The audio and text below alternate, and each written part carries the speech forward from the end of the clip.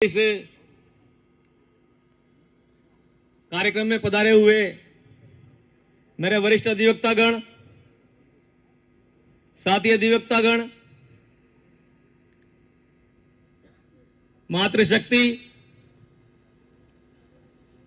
और अन्य जो भी यहां पर उपस्थित हैं।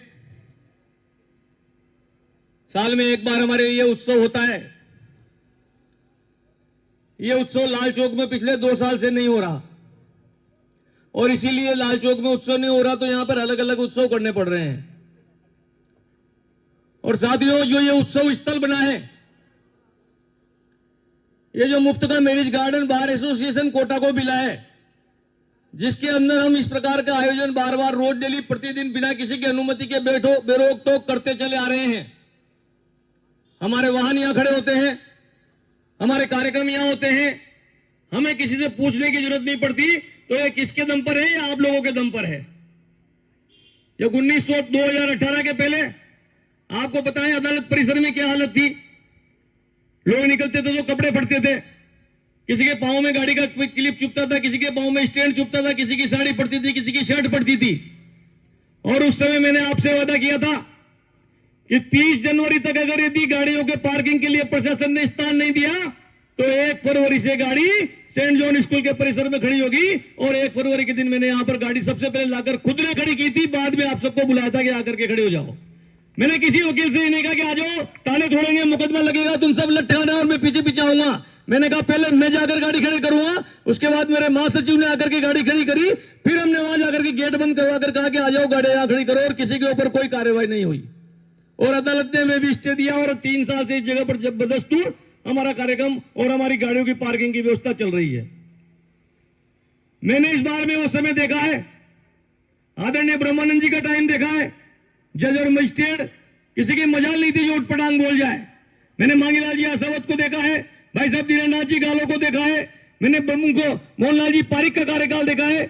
ऐसे ऐसे लोग इस बार में अध्यक्ष बने हैं जिनके हमारे प्रशासन और जुडिशियल अधिकारी जाते थे तो खड़े हो जाते थे। लेकिन बड़े अफसोस का विषय है कि आज हम कहां पर खड़े हुए हैं। हम कहां से चले थे, कहां आ गए, अब कहां जा रहे हैं। इस प्रजातंत्र में जो बनाए शहीदों ने निज रक्त से चित्र धुंधला रहे इस प्रजातंत्र में। काग मोती चुगे हंस भूखों मरे, नाग लहरा रहे इस प्रजातंत्र में, घोड़े दर दर भटकते फिरे और गधे ऊंचे पद पा रहे इस प्रजातंत्र में। तो आपने ऐसे लोगों को चुनाव किया है। अगर हम बार एसोसिएशन के माध्यम से ऐसे कमजोर व्यक्ति का चुनाव करेंगे तो 12 महीने रोड़े रोतुरेंगे, भाई साहब काई नो रहे यार, कोई सुने ही नहीं रहे, मुकाई करो यार। इस प्रकार के लोग पिछले 6 महीने से लोग मेरे पास आ रहे हैं, क्योंकि मैं 2 बार अध्यक्ष रहा हूं, 1 बार सेक्रेटरी रहा हूं। लोगों की आकांक्षा और अपेक्षाएं जुड़ी रहती है। ऐसा नहीं है कि जो पद पर बैठा है वही भगवान हो गया बार एसोसिएशन कोटा का। यहाँ के वरिष्ठ अधिवक्ता, यहाँ के पूर्व पदाधिकारी, जिनसे भी लोगों को आशाएं और अपेक्षा होती है वो आते हैं और शिकायत और शिकवा करते हैं। पिछले 4 महीने में कम से कम 300 वकील मैं ऐसे बता सकता हूं जिन्होंने में से कहा यार भाई साहब यहाँ काई हो रहे हो, ताकि बस की बात कराओ, कोई से 9 बैठो को एक बार थाई आ जाओ दोबारा यार। और उसके बाद जो पोक्सो 1 में नाटक देखा, किसी की आलोचना करना नहीं चाहता, लेकिन बार एसोसिएशन में ऐसा दृश्य कभी नहीं देखा कि एक जज हमारे अध्यक्ष को कहते खड़ा हो जाए साइड में और हमारा अध्यक्ष निकल करके वहां से रवाना हो जाए और 4 वकील दूसरे वहां पर खड़े रह जाए। इस प्रकार का दृश्य देख करके और दोबारा चुनाव लड़ने के लिए मैदान में उतरने की इच्छा हुई है। ये बार एसोसिएशन हमारा परिवार है। 30 साल से मैं यहां वकालत कर रहा हूं, आगे भी जब तक मरूंगा तब तक यहीं रहूंगा। मेरे परिवार के लोग यहां पर हैं, मेरे बच्चे इस बार एसोसिएशन में आ रहे हैं और भी आएंगे। तो जिस परिसर में, जिस परिवार में हमारे को ताज जिंदगी रहना है, घर से ज्यादा समय हम यहां बिताते हैं, उसका डेकोरम मेंटेन रहे, उसका मान सम्मान मान मर्यादा कायम रहे, इसलिए चुनाव लड़ने की सोची है। कोई लोग कहते हैं यार भाई साहब तीसरी बार क्यों लड़ रहे हो? अरे भाई तीसरी बार इसलिए लड़ रहे हैं भैया कि कोई जो यहां पर बन रहा है वो ताकि बेइज्जती करा रहे हैं।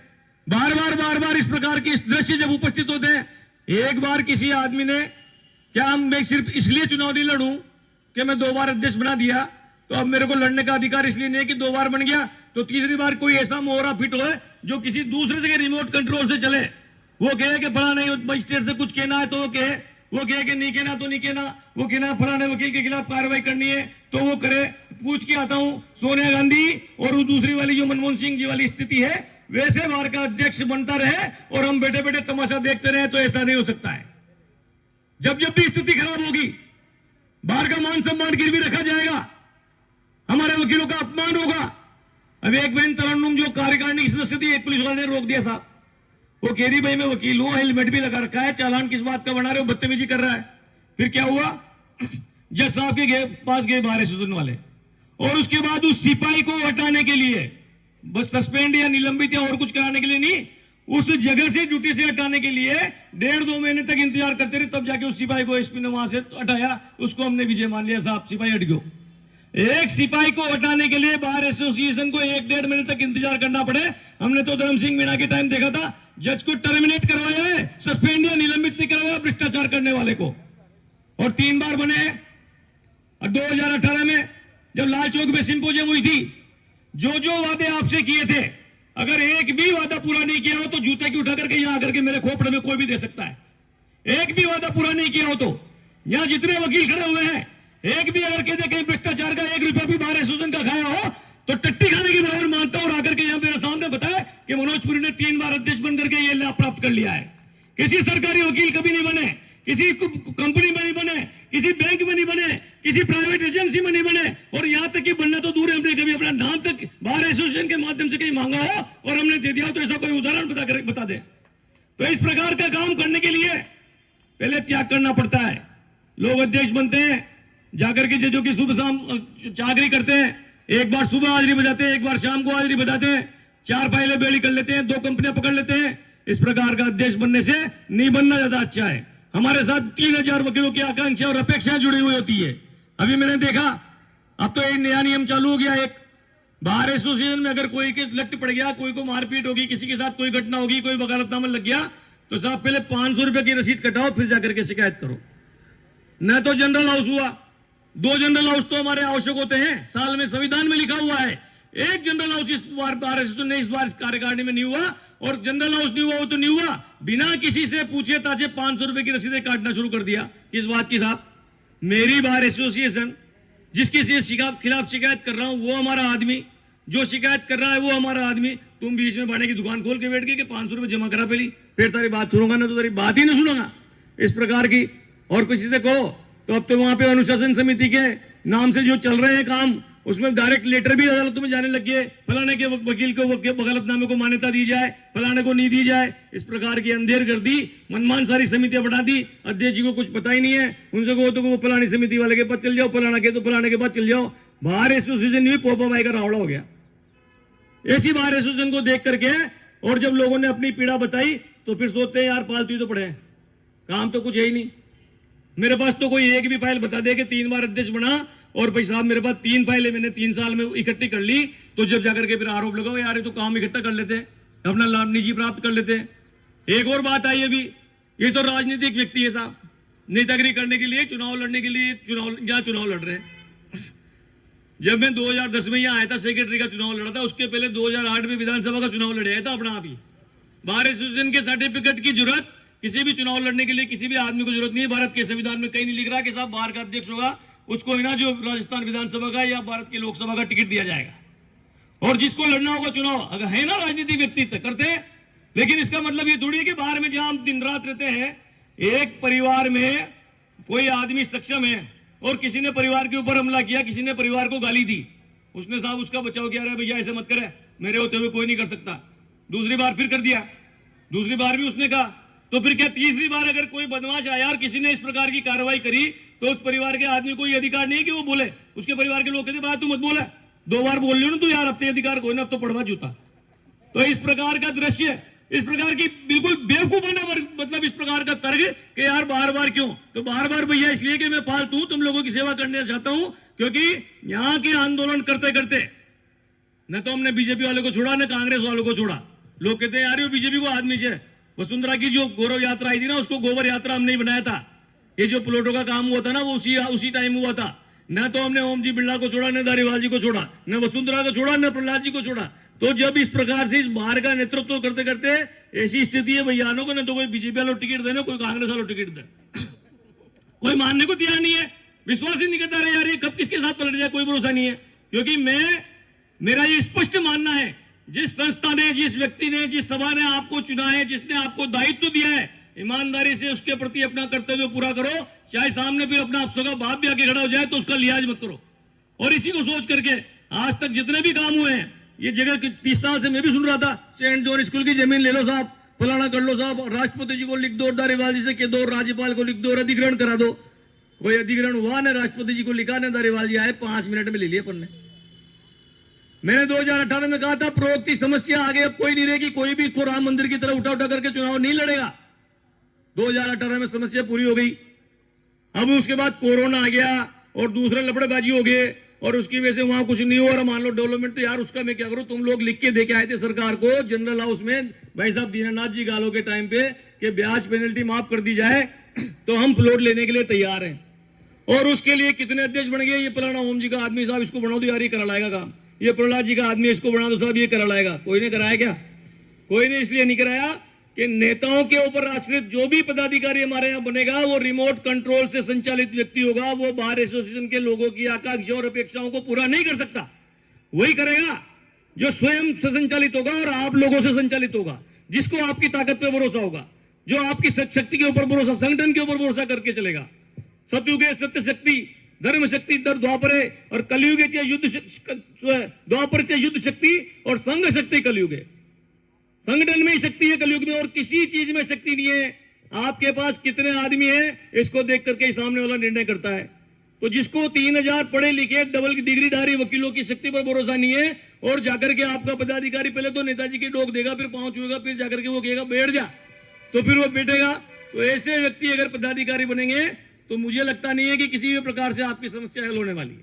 अगर आपकी समस्याओं को हल कराने आए तो 2018 में आपने देखा है किसी नेता के डोक देके आई क्या बार एसोसिएशन, जिसके अभी की उसको गाली देके आई, उसके जाकर के नारे लगा के आए, और उसके बाद भी हमारे सारे काम पूरे हुए। जो मैंने कहा था वो सब पूरे किए। अब कुछ लोगों ने, अभी एक नया और चल रहा है, 2018 में हमने स्टाइफंड दिया था लोगों को, मुश्किल से 15 या 20 लड़कों ने स्टाइफंड लिया था। उसकी मैंने डबल व्यवस्था करी थी। सुबह शाम रजिस्टर पे साइन करेगा, जिस सीनियर के पास जूनियर है उसका सर्टिफिकेट लेकर के आएगा कि भाई ये मेरे यहाँ प्रतिदिन आकर के काम करता है। उसके बाद हमने उसको 1500 रुपये का स्टाइफंड दिया था। उसको प्रचारित कैसे किया, और ये तो बाहर के पैसे का दुरुपयोग हो रहा है। मेरा निवेदन आप लोगों से इतना है कि 2 लोगों को सहायता की सबसे ज्यादा जरूरत होती है परिवार में, एक तो बच्चे को और एक बुजुर्गों को, क्योंकि बच्चा कमाता नहीं है। अब परिवार में पति पत्नी है और छोरा छोरी पैदा होते हैं, कहते क्या रही हो तो कमाई नहीं रही, तो खर्च बढ़ गयो, ये माता बोझ जाएगी, उसको कौन संभालेगा। ऐसा इस प्रकार की सोच अगर हम रखते हैं क्या, जिस प्रकार से हम परिवार में बच्चे को 25 साल 30 साल तक खिला पिला करके बड़ा करके उसको कपड़े लत्ते शिक्षा दीक्षा सबकी व्यवस्था करते हैं, उसी प्रकार से क्या हम नए जो वकील हमारे बच्चे यहाँ पर आ रहे हैं उनको साल भर तक हम थोड़ा सा सहारा नहीं दे सकते, और उससे बाहर का फंड खत्म हो जाएगा।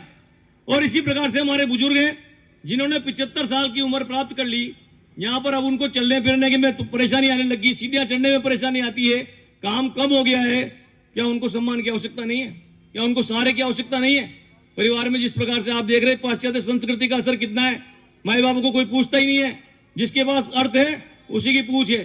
तो क्या 10-20 हजार रुपए उसको नहीं मिलने चाहिए इस बात के, ताकि सोच चुके यार दवाई फाड़ी तो खुद ही कर लाओ, चाहे घूमे आज भरे हो, बात खत्म होगी। इसलिए अगर यदि मेरे को चुनाव निर्वाचित किया गया तो मैं ये आपको आश्वासन देता हूं, नए बच्चों को स्टाइपेंड वापस चालू किया जाएगा, और बुजुर्गों को जो 6000 रुपए महीने दे रहे, 6000 रुपए साल के दे रहे हैं, 6000 साल में तो जो भूखे पेट की गोली आती है ना, एक पेंटासिड DSR, वो भी नहीं आती है पूरे साल भर की। इसलिए उस 6000 की राशि को बढ़ा करके मैं 20,000 रुपए प्रतिवर्ष करूंगा। 20,000 रुपए साल, 75 साल से ऊपर वाले जिन लोगों को अभी दिए जा रहे हैं उनको 20,000 रुपए साल देंगे, और बच्चों को स्टाइपेंड देंगे। और किसी को ये सोचने की जरूरत नहीं है, ये रोने वो रहते हैं जिनमें जो कर्महीन आदमी होते हैं ना, सकल पदार्थ है जगमाही कर्महीन नर पावत नहीं। सब एक जैसे आते हैं ऊपर वाले के यहाँ से मुट्ठी बांध के आते हैं, सब वो छोटा सा बच्चा ही होता है। लेकिन कोई आदमी अपने काम से स्थान बना के जाता है और कोई आदमी से धक्के खाते रोने रोता ही जाता है। तो जो रोने रो रहे हैं ना, बजट ही कोई ना, पैसे कहां से आएंगे, मैं भी जवान ही ला दूं। भैया जवान 2010 में लाई थी, जब 25,000 रुपये देते थे मरने वाले को, 100 रुपए का वकालतनामा किया, 1 लाख रुपए लोगों को देने लगे। 2013 में आए तो 2 लाख दिए, 2018 में आए तो 3 लाख हुए, आज 3.5 लाख रुपए मिल रहे हैं। कोरोना से जो लोग अभी हमारे बीच में नहीं रहे उनके परिवार वालों से जाकर के पूछो कितनी बड़ी एक सहायता उनको मिलती है, तो कितना बड़ा एक संबल मिलता है परिवार को। इसलिए किसी को भी ये सोचने की जरूरत नहीं है बजट कहां से आएगा। मेरे पास सब उपाय है। मैं आपको आश्वासन देता हूं, आज 1 तारीख को जिस दिन मेरा कार्यकाल शुरू होगा, अगर जीत गया, जिस दिन हटूंगा उस दिन आज जो बजट है आपके पास उससे जस्ट डबल बजट दे रहे तो मेरे माथे पे जूते की दे लेना। ये सारा खर्चा करे बाद में मैं आपको जस्ट डबल राशि पकड़ाऊंगा। कितने रुपए मैं अब आपको देकर के छोड़ के जा रहा हूं, क्योंकि मुझे पता है बजट कहां से आएगा, पैसे कहां से आएंगे। इसलिए कोई भी न नया बच्चा और न बुजुर्ग ये इस बात की बिल्कुल भी चिंता नहीं करे कि यार ये तो झूठे चुनावी घोषणा है। मनोज पुरी जो कहता है जवान से, उसके ऊपर दिन रात सोचता है, क्योंकि ये जवान चमड़े की भगवान ने इसलिए नहीं दी कि स्कूल आए हो चाहो जाए और फिर बकवास करके भूल जाओ। मैं जो कहता हूं उसको कहने के पहले सोचता हूं और कहने के बाद उसको पूरा करने के लिए, उस संकल्प को पूरा करने के लिए भगवान भी शक्ति देता है। और आप लोगों की ताकत के भरोसे ही मैं ये घोषणा कर रहा हूं। और इसके अलावा जो बुजुर्ग लोग हैं, रिटायरमेंट पॉलिसी वो हमने पहले भी शुरू करी थी, लेकिन मैं आपको फिर कह रहा हूं कि अब पूरा आने वाले समय में मैं उसको स्थिति को देख करके 75 वर्ष के बाद हम कितने लोगों को रिटायरमेंट का लाभ दे सकते हैं और प्रति माह उनको निश्चित रूप से एक पेंशन 3,000, 5,000, 10,000, 7,000 जो भी, वो भी मेरे इस कार्यकाल में बुजुर्गों के लिए मैं अवश्य करूंगा। जिन्होंने 75 साल या जो भी थोड़ा सा और ऊपर नीचे देखना पड़ेगा तो वो देख करके उन बुजुर्गों के लिए पेंशन की योजना भी चालू करेंगे। और जो मध्यम आयु वर्ग वाले हैं वो भी ये नहीं सोचे तो बुजुर्ग हम बांट दो, बच्चा हम बांट दो, माओ कहीं कमा तो मारे आ जा, वो भी चिंता न करें। उनके लिए भी मेरे पास प्लानिंग है। बार एसोसिएशन कोटा में जिस दिन मैं पद छोड़ूंगा, एक भी व्यक्ति ऐसा नहीं रहेगा जिसके लिए कुछ न कुछ आर्थिक मजबूती की व्यवस्था में नहीं करूं और किसी ने कुछ आर्थिक लाभ प्राप्त नहीं हो। सबको कुछ न कुछ निश्चित रूप से इस बार एसोसिएशन से मिलेगा और उसके बाद भी जस्ट डबल फंड में इसको करके जाऊंगा। अब आप और इसके अलावा मेरे से क्या चाहते हो? आपका प्लॉट का काम उस टाइम मैंने पूरा करा दिया, आपके ये बाकी के सारे काम पूरे करा दिए।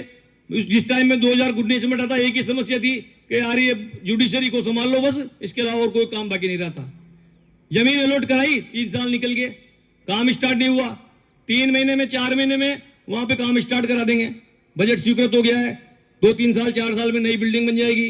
कैंटीन की बात है तो एक नई कैंटीन जिसमें वकील शांति से बैठ करके चाय पानी कर सके, स्वयं की निजी उस कैंटीन की व्यवस्था ही मैं यहाँ पर करवाने का प्रयास करूंगा। बाकी जो मरम्मत नाली ठोक रहे हैं तो साधारण काम है। हम बार एसोसिएशन के जिस हॉल में बैठते हैं, ऊपर जागते ही डर लगता है, अरे यार नीचे ना आ जाओ छत। तो ऐसी हमारा मतलब ऐसा प्रशासन हमारा निजी प्रशासन इस प्रकार का कि एक जिस छत पर हम बैठते हैं उस छत को ठीक नहीं करा पाए। वो तो 3 दिन का ही काम है यार, एक कलेक्टर से की और 15 दिन के अंदर उसको ठीक करा लेंगे। तो जिस ये छोटे मोटे काम है इनके तो मैं इसको अपन गिने के भाई ये काम है तो उसको तो मैं काम ही नहीं मानता।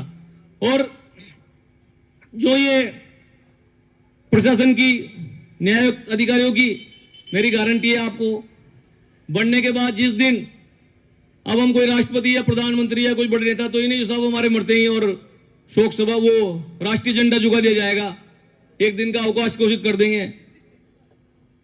हम हमारी इस बार एसोसिएशन में ही अपना सम्मान करवा सकते हैं जहां हम रहते हैं। मैं 50 साल वकालत करके अगर मरूं तो आप लोगों की इतनी इच्छा होती है और अपेक्षा भी होती है कि जो व्यक्ति 50 साल यहां काम करके गया है कम से कम एक दिन हम उसके कंडोलेंस करें और उसका सम्मान रखें। तो जिस दिन कंडोलेंस होगी उस दिन अगर कोई जुडिशियल अफसर ये कह दे कि बहस कर या बयान करे या फलाना कर तो मेरे से आगे कह देना, उस दिन ही बताएंगे जुडिशियल अफसर को बहस और बयान और कार्रवाई क्या होती है। कंडोलेंस का मतलब कंडोलेंस, वर्क सस्पेंड का मतलब वर्क सस्पेंड, हड़ताल का मतलब हड़ताल।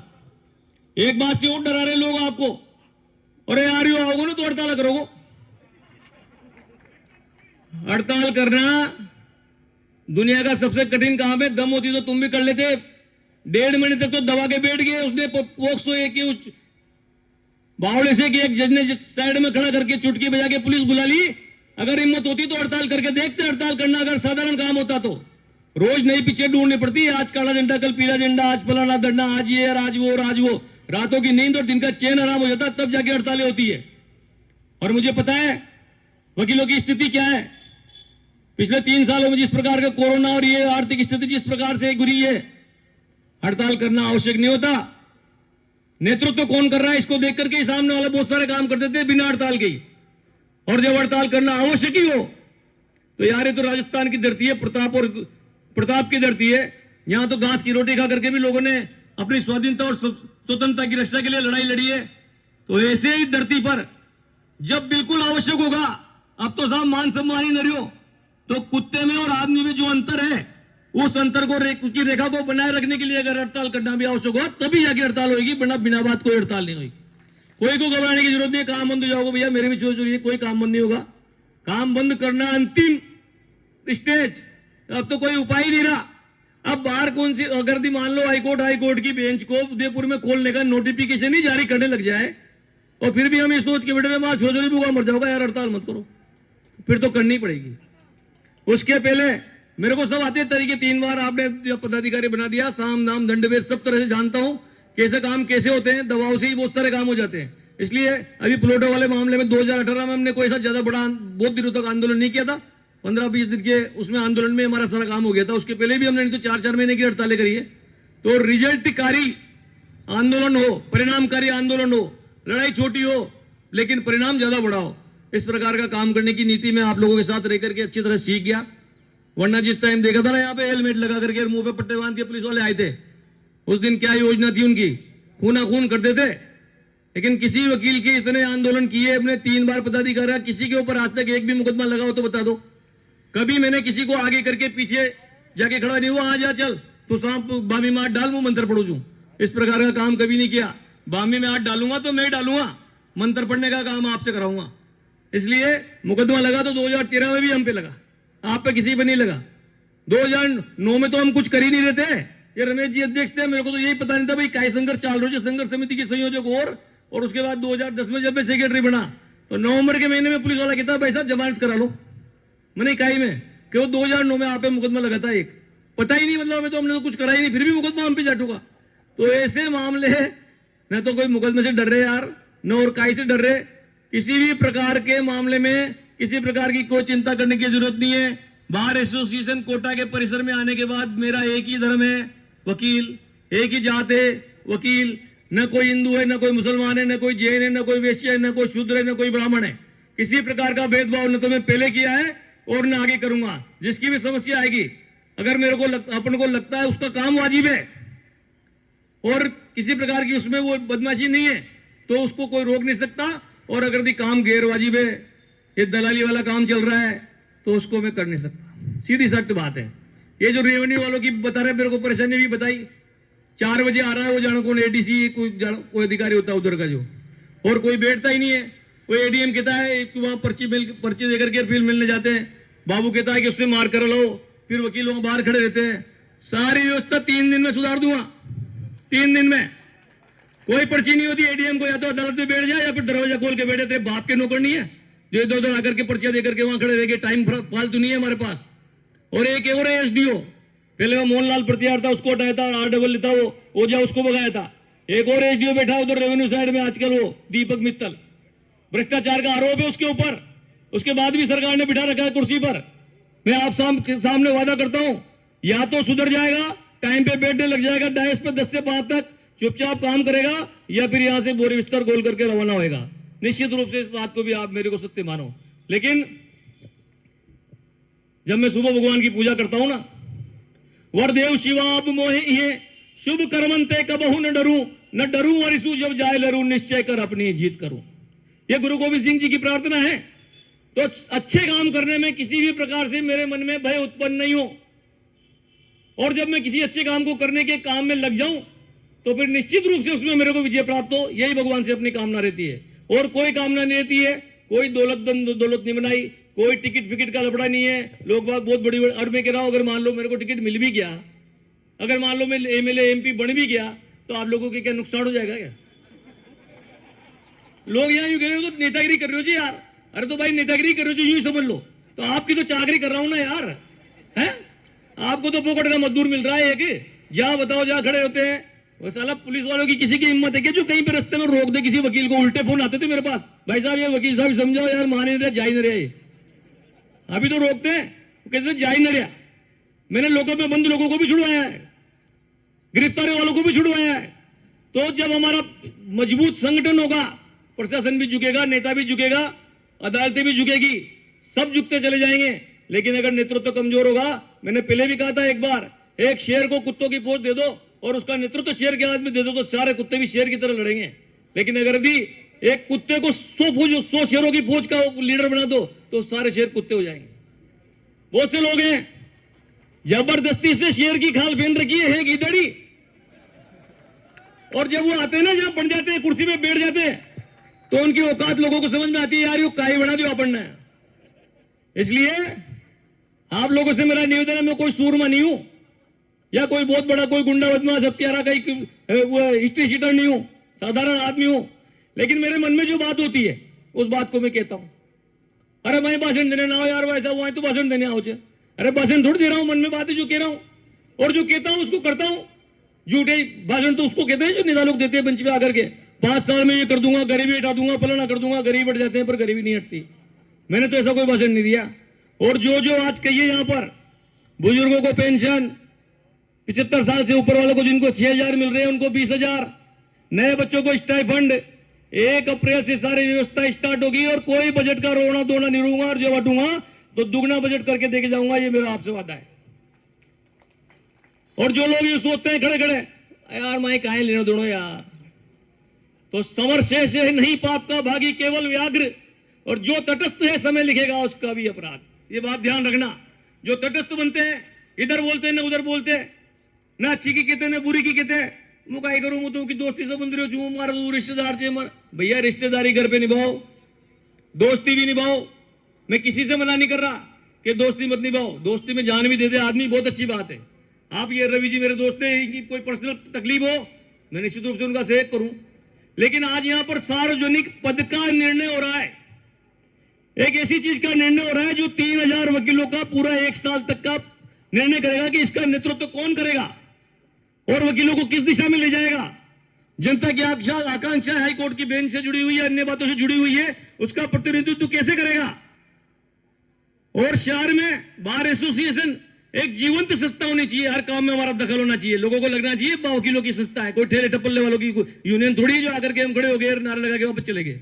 तो उस प्रकार का जब हम निर्णय करने निकलते हैं तो निजी दोस्ती, निजी रिश्तेदारी, इन सबसे हट करके, क्योंकि जो रिश्तेदारी और दोस्ती निभा रहे हैं ना, साल भर वो भी भुगतेंगे, जब उस अध्यक्ष के पास जाएंगे तो उसकी जैसी नेचर है वो वैसा ही काम करेगा, वो उसके आगे उसकी औकात ही नहीं, वो सोच ही नहीं सकता। वो कहेगा अरे यार भाई साहब ऐसा रो तो तू बार 2 से चालो ना, अरे इधर छोड़ यार कहां लपड़े में पड़ रहा है, वो यही कहेगा, क्योंकि उसके अंदर हिम्मत ही नहीं है जाने की। इसलिए मेरा आप लोगों से निवेदन है, 15 तारीख को जब मतदान होगा सोच समझकर मतदान करें, पूरे साल हमारे को पछताना नहीं पड़े। हाई कोर्ट की बेंच का खाली एक लेटर गया है, कुछ हुआ नहीं है भी। निश्चित मानो अगर मैं निर्वाचित हुआ, मुझे चुना, किसी माई के लाल में दम नहीं है कि हाई कोर्ट की बेंच को उदयपुर ले जाए, और कोई हड़ताल पड़ताल की जरूरत नहीं पड़ेगी, बिना हड़ताल के नहीं जाने देंगे। और अगर आएगी हाई कोर्ट की बेंच तो कोटा में आएगी, नहीं तो जैसा चल रहा है वैसे चलता रहेगा। और प्रशासन, पुलिस, ये जो गुंडागिरी दादागिरी, ये जो जुडिशरी की, इन सबका केवल 8 दिन में अंत हो जाएगा, कोई दिक्कत वाली बात नहीं है, पहले भी आप लोगों ने देखा है। इसलिए और जो 2010 में हमने एक बड़ा आंदोलन किया था और उसमें हमने आंदोलन करने के बाद कॉलोनी स्वीकृत करवाई थी, 2010 के बाद से आज 2022 चल रहा है, 12 वर्ष में 1200 वकील नए आ गए, उनके लिए तो किसी ने कुछ सोचा नहीं है। अब बहुत से तो अभी यूं कह रहे हैं यार कॉलोनी को काम करा रही, गलती करी था तो यार उलझा दिया मां, तो भैया कोई चीज खरीदेंगे तो उसके पैसे देने ही पड़ेंगे। धारीवाल जी जब यहां आए थे ना, उन्होंने कहा था या तो कॉलोनी लेते हो तो इनसे ले लेना, नहीं तो मैं खारिज करूंगा कॉलोनी, उसको कॉलोनी के प्लान को। तो ये जो काम हुआ है ना, जिन वकीलों ने कभी जिंदगी में ITR नहीं भरा, उनको लोन दिलवा दिए बैंकों के कैंप लगवा करके। पहले वकीलों को लोन देता था क्या? कोई नहीं देता था। हमने उन वकीलों की बैंकों की आदत डाल दी वकील को लोन देने की, हाँ भाई वकील भी लोन दे, ये हो गया। तो वकील, नेता और पुलिस, इनको कोई लोन नहीं देता था, फाइल ही रिजेक्ट हो जाती थी वकील के नाम से। अब तो नहीं हो रही। तो 2010 के बाद से 2022 तक जितने वकील नए आए हैं, मैं ये वादा करता हूं, आने वाला साल चुनाव का है, चिंता मत करो, सरकार को, नेताओं को कैसे दबाव में लिया जाता है मेरे को तरकीब सब याद है। तो रानपुर आवासीय योजना जैसी योजना एक बार फिर, चाहे रानपुर आवासीय विस्तार योजना बने या कहीं और, लेकिन सारे वकीलों को दोबारा से मौका देंगे, और जो 2010 के पहले रह गए उनको भी दोबारा मौका देंगे कि UIT उनको प्लॉट आवंटित करे। और जब मैं हटूंगा ना जिस दिन, उस दिन मेरे से बात कर लेना कि यार आपने उस दिन ये पढ़ाई करी थी और आज ये पूरी नहीं हुई, क्योंकि जिसने 2018 की पटलाई सुनी हो ना, आज आकर के कह सकता है, गुलिवान पकड़ सकता है कि बकवास करता है, करता कुछ नहीं है। इसलिए आज जो कह रहा हूं, अगर यदि आपको लगे उस दिन, तो जिस दिन हटूंगा उस दिन घोषणा कर रहा हूं, रिकॉर्डिंग रख लेना, गुलिवान पकड़ लेना। यहाँ आगे ये कहा था, काम नहीं हुआ। सारे वकीलों को प्लॉट दिलवाएंगे 2010 से बाद वालों को, और जो रह गए उनको। अभी तो स्थिति ये हो रही है कि वो जिनके 50-50 हजार रुपए जमा हो रहे हैं, बहुत सारों के, उनको पैसे 3 साल हो गए, कोई निर्णय ही नहीं है, न तो पैसे दे रहे ना प्लॉट दे रहे। कोई से कह रहे हैं ये जगह तारा एक्स्ट्रा आएगी, 2 लाख रुपए जमा करा, कोई का क्या हो रहा है। ये सारी समस्याएं काम संभालने के 15 दिन के अंदर सब सल्टा दूंगा, कोई दिक्कत वाली बात नहीं। और फैमिली कोर्ट, मैं जयपुर गया, वहां वकालतनामा लग रहा है, बूंदी गया, वहां वकालतनामा लग रहा है। तो कोटा के कोई ऐसा पंख लग रही है कि यहाँ वकील नहीं जाएगा, वकालतनामा नहीं लगेगा। पहले तो वकील को बुला लेते हैं वो जो अफसर, और बाद में कहते हैं आपको किसने बुलाया, यहाँ तो वकील अलाउ ही नहीं है। ये हमारी बेइज्जती है। और हमारे बाहर का जो फंड है उसका भी नुकसान है। मैं आपके सामने भी वादा कर रहा हूं, जिस दिन मैं काम संभालूंगा उसके 2 महीने के अंदर फैमिली कोर्ट में वकालतनामे लगना शुरू हो जाएंगे। कोई कोर्ट मना नहीं कर सकती, नहीं तो ताले लगा दूंगा फैमिली कोर्टों के, बिना वकील की उसके। इसलिए वकील फैमिली कोर्ट में जाएंगे, वकालतनामा लगेगा, हमारा सम्मान रहेगा, पक्षकारों को न्याय मिलेगा। अगर दी सरकार और जगह सब जगह वकालतनामे लगाती है तो क्या हम सब जगह अन्याय करते हैं? इसका मतलब सरकार सहन कर रही है, तो एक फैमिली कोर्ट में जाती है अन्याय हो जाएगा। इसलिए जिस दिन बनूंगा उसके 2 महीने के अंदर फैमिली कोर्ट में वकालतनामा लगना शुरू हो जाएगा। उससे बाहर का भी हित होगा, वकीलों का भी हित होगा, पक्षकारों को भी हित होगा, और उनको न्याय मिलेगा। वहां जो बाबू रीडर और ये बैठे ना, वो शोषण कर रहे हैं महिलाओं का, दिन भर तपाते हैं उनको, उटपटांग बातें करते हैं उनसे। जब वकील होता है तो किसी की हिम्मत नहीं पड़ती कि कोई उसको जाकर के इस प्रकार की बात कर सके। तो ऐसी जितने भी समस्याएं हैं,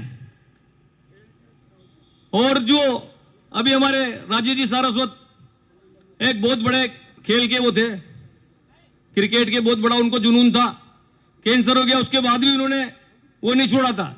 मैं ये आपसे घोषणा करता हूं कि अगर मुझे निर्वाचित किया, अगले साल राज्य स्तर की प्रतियोगिता आयोजित करेंगे, और उसका नाम राजेश प्रकाश सारस्वत स्मृति क्रिकेट प्रतियोगिता रखेंगे, और उनकी पत्नी को बुला करके उस सारे उसमें पारितोषिक वितरण जो भी कार्यक्रम होंगे वो कराएंगे। किसी नेता अभिनेता के भरोसे नहीं रहेंगे। और मैं ये नेता भी नहीं हूं। आपने देखा है 2010 में जब चैम्बर बनाए थे, कोई नेता अभिनेता का इंतजार नहीं किया। हमारे मदन लाल जी शर्मा और वो मोहनलाल जी पारिक से हमने उसका लोकार्पण करवाया था। आज भी वहां पट्टी लगी हुई है। अब आप काम तो कुछ करो नहीं, बाटा लगाने के लिए ऊपर एक कमरा, नीचे एक कमरा, ऊपर करके ये बड़ा बाटा लगा दो, उस पर यूं कर दो साहब माना, तो इससे कुछ होगा नहीं। निश्चित रूप से जो जो भी बातें मैं कर रहा हूं, आज मेरे को पता है रिकॉर्डिंग कर रहे हैं लोग, एक भी बात अगर पूरी नहीं हो तो जिस दिन हटूंगा उस दिन बता देना, खोपड़े में जूते मार लेना। लेकिन ये जो बात चल रही है ना बार बार की, और फलाना हो, तो फिर कोई ना कोई वकील तो निकल के हो, ये आगे खड़े हो, यार ये लाभ उठा लिया, ये पैसे खा गया, यहां भ्रष्टाचार कर लिया। इस प्रकार का कोई आरोप लगा नहीं सकते कि ये तो नेतागिरी करवा के लिए तीसरी बार लड़ रहे हो, तो ये तो बेकार, मतलब इस प्रकार की बातें करके। और जब तक मैं इस बार एसोसिएशन के परिवार में हूं, जब भी बार एसोसिएशन मुसीबत में दिखेगी, जब भी तकलीफ और संकट में दिखेगी, जब भी इसका अपमान होगा और मेरे को लगेगा शरीर में शक्ति है, तो मैं निश्चित रूप से आकर के उस खड़ा होऊंगा और उस अपमान से आपको निजात दिलाने का भरपूर प्रयास करूंगा। जय हिंद, जय भारत। आप सभी लोगों के लिए अल्पाहार की व्यवस्था है, अल्पाहार करके ही आप यहां से पधारें। धन्यवाद।